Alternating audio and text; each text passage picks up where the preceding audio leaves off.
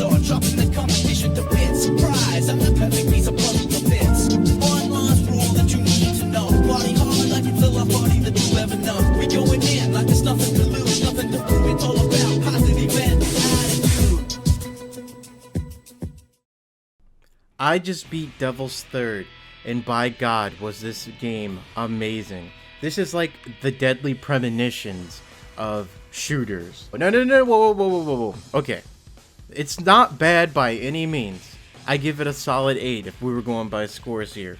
But the reviewers who reviewed this game have no idea what they're talking about.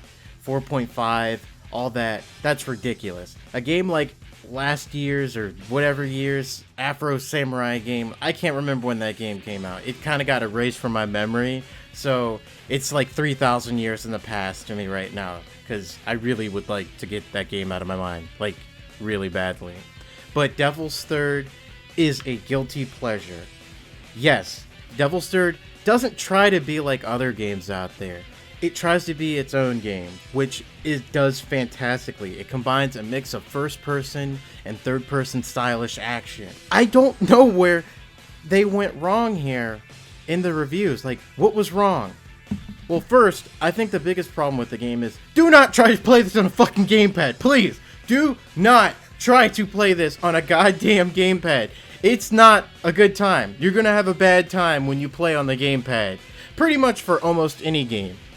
If you're gonna use a controller, use the classic Controller Pro U, Pro Controller U. I can't keep up with all these names. Nintendo makes a controller, and then they just add Super and Ultra and Mega and Ginormous and other big words that I can't really pronounce right now. But use the controller that looks like a 360 controller with its nubs at the bottom for Devil's Third, and you're gonna have a great time.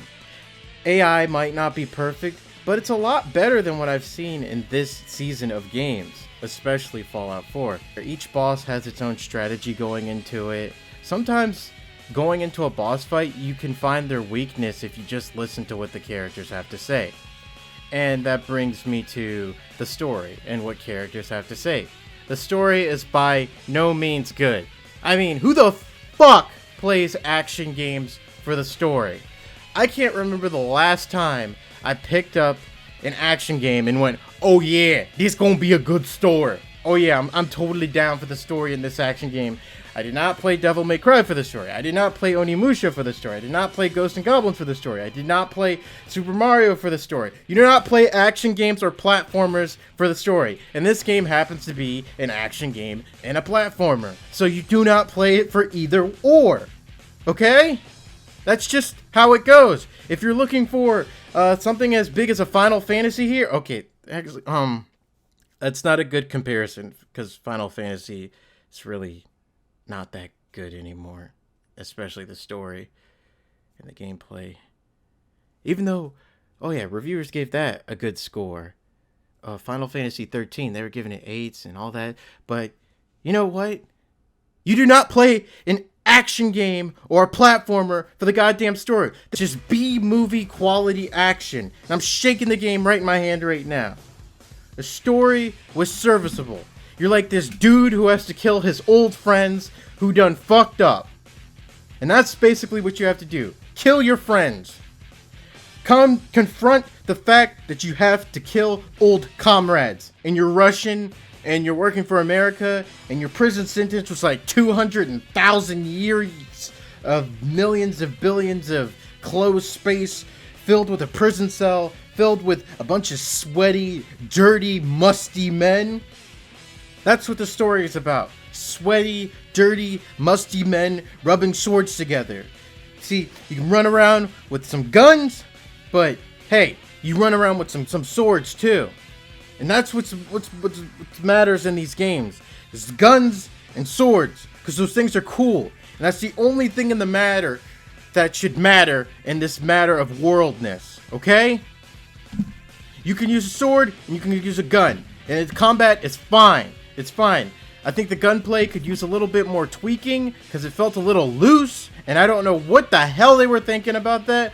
But other than that, you can adjust the sensitivity in the menu, in the options. sensitivity up, sensitivity down. Get it? Got it? Good. I don't know why anybody could say that this was a 4.0. It's really fun. I loved it from beginning to end. And the graphics were good too. I have no idea when people became so picky about graphics. You're playing a game on the goddamn Wii U, okay? Don't expect PS4 levels of graphics. You're high on crack and you're not going anywhere because you're so low on stupidity that you're falling into the ground. You're melting.